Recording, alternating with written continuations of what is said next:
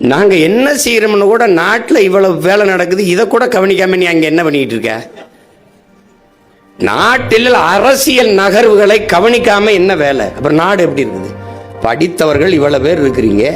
அப்போ ஒரு நாட்டில் தேர்தல் நேரத்தில் யார் என்ன கட்சி என்ன செய்து என்னென்ன கட்சி என்னென்ன கருத்துக்களை வைக்குதுன்னு கூட கவனிக்காம அப்படி இருக்கிறவங்ககிட்ட போய் என்னது திரும்ப திரும்ப சொல்றீங்க. அறியாமல் இருக்கிற மக்களுக்கு நீங்க கற்பிக்கலாம், பொறாமையில் இருக்கிற மக்களுக்கு ஒன்றும் கற்பிக்க முடியாது, ஒண்ணுமே தெரியாது.